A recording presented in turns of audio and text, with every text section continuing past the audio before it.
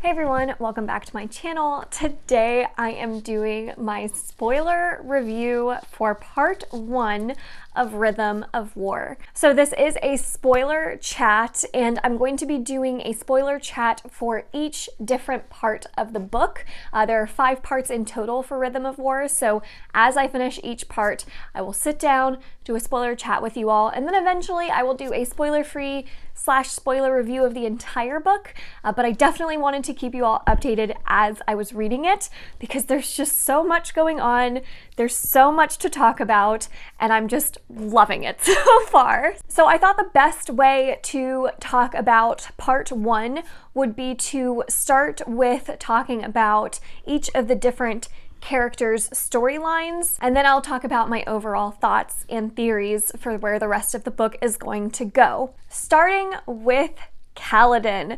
Kaladin is getting so much page time in part 1, and it is making me so happy yet sad because Kaladin is really going through it in the beginning of this book. We start off with this epic beginning battle, which I loved. I loved the beginning battle with Leshwi and Kaladin. I thought that was such an awesome fight scene. He was really showing off all of his powers. It almost felt like it was one of those epic battles that would typically be at the end of a Stormlight book, but we got it right at the beginning, which I thought was so much fun. So that was such an easy part of the book to just fly through because it was so action-packed. I loved in that battle scene the dynamic between Leshwi and Kaladin, and just in general the dynamic between the Fused and the Windrunners and how they kind of show this sense of respect towards each other. I thought that was really interesting and makes me very curious to see where this storyline is going to go, especially with Leshwi. In this battle, the moment that for me stuck out the most was the return of Moash. So Moash is definitely a character that I think most of the Stormlight fans can agree that we do not like. We do not like Moash. We do not approve of him here. There are some who will argue that he didn't do as much wrong as some people make out. I don't know what side of the battle you are on, but for this particular scene, Moash, he is not being set up for the redemption arc that I think a lot of people were predicting and theorizing about. I know a lot of people have theories that Moash is going to be redeemed by the end of this book, and that could still happen, or even by the end of the series, with the 5th book being the end of this arc of Stormlight. So jury's still out, but Sanderson definitely didn't set that up in this scene at the beginning of this book.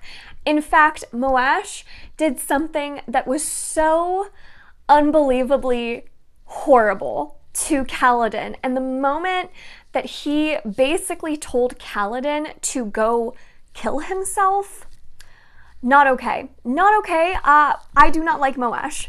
Moash sucks. He just needs to die. I really wish Kaladin had taken that moment to off Moash. That would have been great, but alas, he didn't. We are stuck still with Moash. There was a question I had kind of following that scene that I'll talk about a little bit more in Venli's chapters, but Moash, I'm interested. I'm definitely interested to see where he goes. I personally don't think he needs the redemption arc. I would be fine with this character not being redeemed and just having this really epic battle and death scene that hopefully Kaladin will get to have with him, since Kaladin didn't have that moment with Amaram. But Moash and this scene at the beginning of Rhythm of War, yeah, it was bad. It was bad. After that, we get introduced to Nivani's new invention, which was really cool to see. This flying platform, essentially, or airship. I thought that was really cool, and I loved the ode to Bridge 4 in the airship. I loved that they had taken Kaladin's old bridge that they used to carry all the way back in Way of Kings and put it in this airship and called it the Fourth Bridge. I think that's fantastic. I love the nod to that original crew that we fell in love with so much in Way of Kings.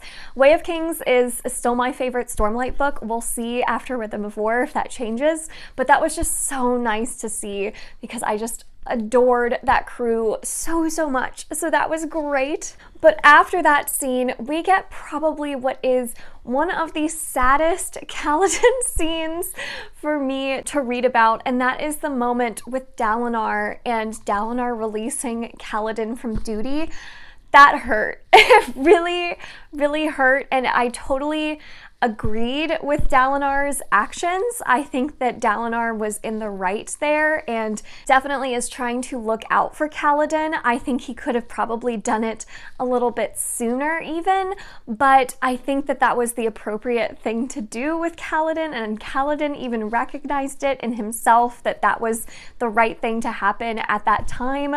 But it was just so hard to read and just sit with Kaladin as he's feeling these really dark and empty thoughts. It's really hard as the reader to feel that way for Kaladin because you as the reader, just like all of these characters surrounding Kaladin, just want to help him and just want to make him find that purpose again. And there's not really anything you can do. It has to come from him. And it's just, I just want the best for him. So that was so hard to read, but it was absolutely necessary. So we'll see. I did really enjoy the scene that followed that though, when Adolin did go to retrieve Kaladin from his room and took him to the tavern.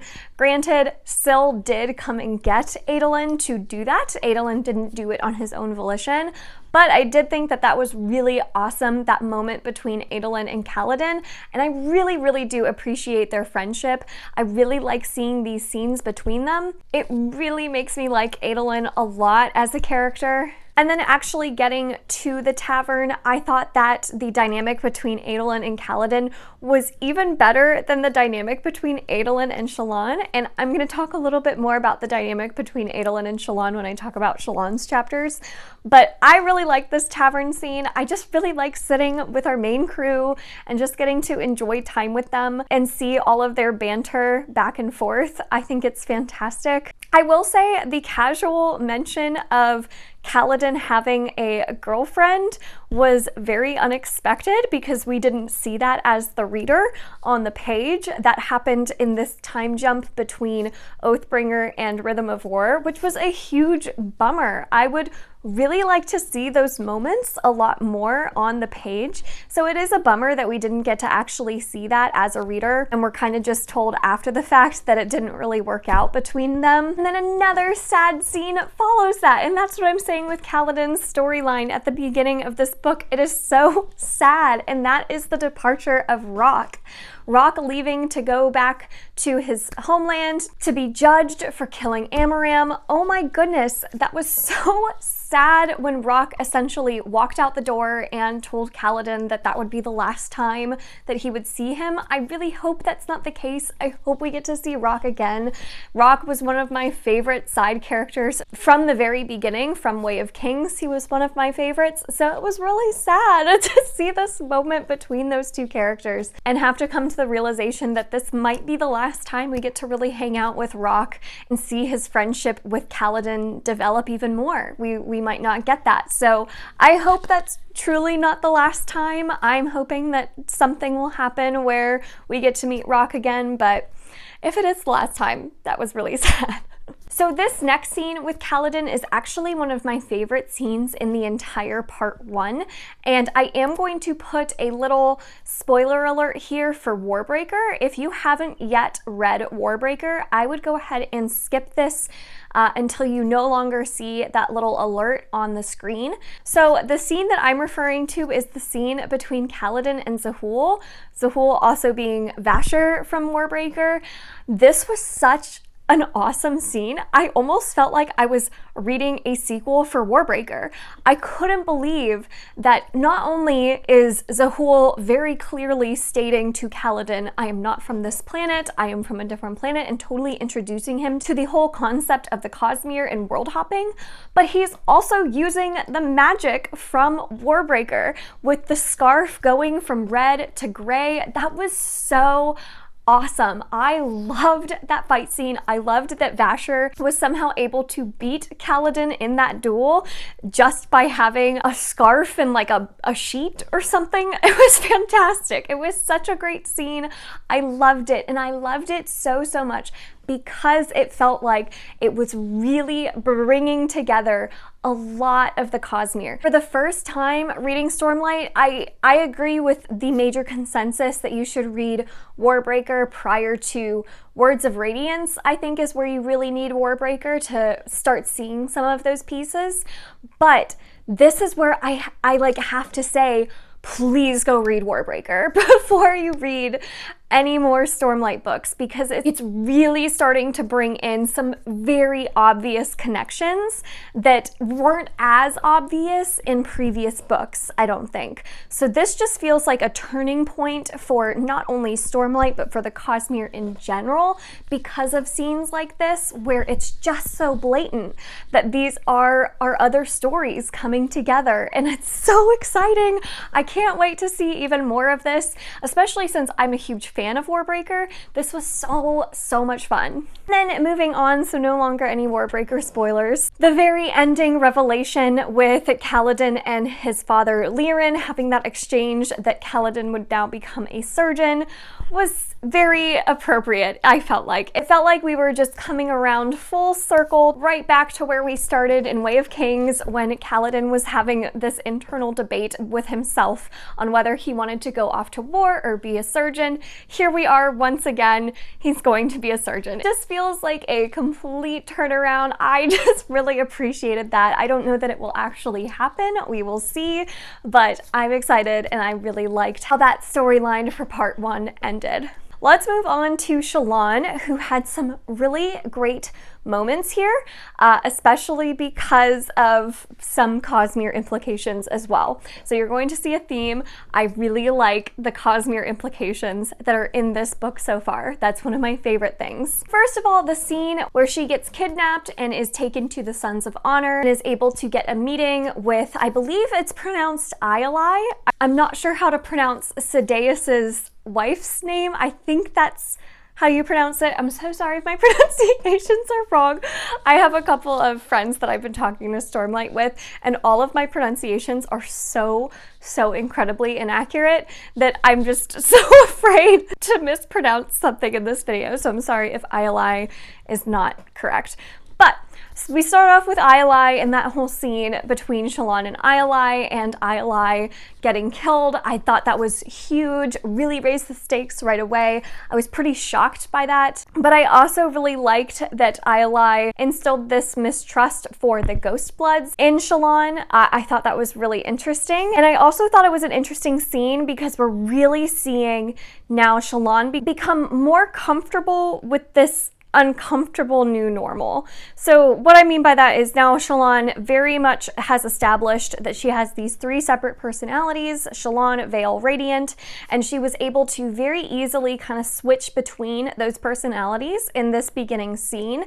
And it was really interesting to see it because she felt so comfortable kind of switching between these and how each of the different personalities was very much working seamlessly together. But as the reader, you still felt a certain sense of discomfort. You still felt some dread there because even though this seems like it might be working in Shalon's mind, you know this probably isn't great long-term for her character, and we see that start to pay off in the tavern scene with Adolin, where we have Veil who kind of takes over for that tavern scene, and Adolin definitely, you can tell between the two of them that this is not normal. This is not something we've established as being comfortable for Adolin. We definitely know Adolin loves Shalon, but does he love Vale and Radiant? It's not really clear yet. I think he feels like he has to love them because they're a part of Shalon,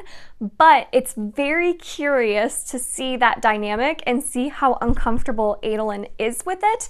And when he was asking Kaladin for advice and kind of turned it around and used that advice for his encounter with Kaladin, he's very clearly looking to get Shalon help. So he's very clearly not okay with this new uncomfortable normal that Shalon has kind of established with these three personalities. There's also the mention of a fourth personality that might be coming up named Formless, and I think that this personality is starting to form, no pun intended, because Shalon will not confront her past actions. She will not love herself despite her past actions, and I think she's going to continue having these mental struggles with these personalities and possibly new personalities coming up until she does decide to confront her past actions and love herself despite those. Now, where Shalon's story gets really interesting is her encounter with the Ghostbloods and with Mraize, I think is how you pronounce it. Mraize essentially also is introducing Shalon to the entire idea of the Cosmere and the idea of world hopping, and also starts to make it clear what their true motivation is as an organization, as the Ghostbloods. This was fascinating because, again, we are seeing how prevalent the rest of the Cosmere is for this story and for these characters. Shalon even has this desire to go and travel and explore these new places, which I think really does fit with her character. She's always been an explorer. She's always been so curious, wanting to see new things, wanting to find new things. So it does make sense that they would kind of dangle this idea of these other places, other worlds that she could travel to. It introduces this idea of investiture and kind of how you could travel to these other places if you're not bonded to the place you're at too heavily. Fascinating stuff. I loved that scene because, again, I feel like I'm reading the equivalent of like Avengers Infinity War, but Cosmere version. It's so fantastic. And of course, we end with Shalon knowing that she needs to, not only for the Ghostbloods, but also for a new mission that Yasna, Nivani, and Dalinar has assigned Adolin and Shalon, that she needs to travel to Shadesmar, and we're going to spend some more time in Shadesmar. Should be interesting. I'm curious to see where this goes. Nivani, I don't have too much to say. Her story so far has been very heavily telling us how Fabrials, gem hearts, all of these things are working, how she's trying to invent these new things. But she does have this interaction via span read with this mystery person who is basically threatening her, telling her to stop her research, telling her to stop trapping Spren in these gem hearts. And I'm wondering if that has anything to do with the Fused being able to be trapped in gem hearts and the Fused not wanting Nivani to discover that. So that should be really interesting, but it sounds like she now has possession of the gem heart that Gavilar had possession of. Szeth gave that to Nivani, and so she's starting to try to discover what this strange light is in this gem heart, and I'm thinking maybe it's a trapped Fused. I don't know. That's just an idea, but I'm thinking maybe some of the characters are going to start figuring out that they can trap the Fused in these gem hearts, and that's one way to avoid another return in the future. And then lastly, we'll talk about Venli's chapters, which have been really fascinating. I think you're either going to really enjoy or really not like these chapters, but depending on how much you like learning about Singer culture. I personally love learning about the new Singer culture and more of the nuances in that culture. I think it's fascinating, especially from Venli's point of view, where she's really not on their side. She's very much kind of in the middle of this war, having both an honor Spren and a void Spren. I'm really curious to see where she goes. I know that she's going to want to start training with a Radiant so that she can learn how to utilize her powers and her bond with her honor spren. I think that's going to be fascinating. And what if she gets found out? Then of course we find out through Venli's chapters that that is a method for trapping fused, is by trapping them in gem hearts, and the humans have not discovered this quite yet, we don't think. So that's also very interesting, because I know that Dalinar and Nivani and Jasnah are trying to figure out how to really stop this war once and for all. I think it got brought up that they're going to try to trap some of the fused on another planet, but then you can also use dawn shards potentially. So it's just a lot. There's a lot going on. And then the other thing with Venli's chapters is we see a little bit more of Moash. And this is where I was confused, because at first I thought Moash was maybe chosen as Odium's champion, because it talked about how he was honored by Odium, how he's favored, how Moash accepted Odium taking away his pain, like Odium had tried to do with Dalinar. So that all of that kind of made me think that, is Moash really Odium's champion? But I mean, they never say the word champion. So maybe he's not actually the champion and is just like favored by Odium as like another side character, but that was really interesting. So where I think the story is going from here, I think that the most obvious thing in my mind that could happen is we know that Dalinar and Jasnah are going to lead their armies and their forces to Emule to try to take that back and go on the offensive against the fused and against Odium, rather than going to Alethkar to try to take back Alethkar. They're going to do that with Emule, and I know that Queen Fen and Taravangian have dedicated their own armies to this effort, as well as Yanagon, I believe is how you pronounce it. And we know that Kaladin, Nivani will probably be staying behind, and we know that Adolin and Shalon will be going to Shadesmar. So with the humans sending all of their armies in attention and focus over to Emule to try to take that back, they're gonna leave Urithru kind of undefended, and I think that the fused and Odium know this because they've been working with Taravangian, and they're going to immediately go on the offensive to Urithru and try to take it over. So that's my thought. I think Nivani and Kaladin are in for it, and I think that they're going to have to defend Urithru against Odium and the fused. That's just my thought. That feels like that's like the obvious thing. Beyond that, I really don't have many predictions, so we'll just have to wait and see. Overall, I'm loving it so far. This is definitely fantastic. The pacing has been fantastic. I love how much character development we're already getting for all of our main characters. It's so great. I can't wait to continue on. Let me know your own thoughts after you finished part 1. What did you think of it? What were your favorite and least favorite scenes? I'd love to know in the comments down below. I hope you all are enjoying it as much as I am, and hopefully part 2 will be coming soon. So if you enjoyed this, make sure to give it a thumbs up and subscribe, and until next time, bye!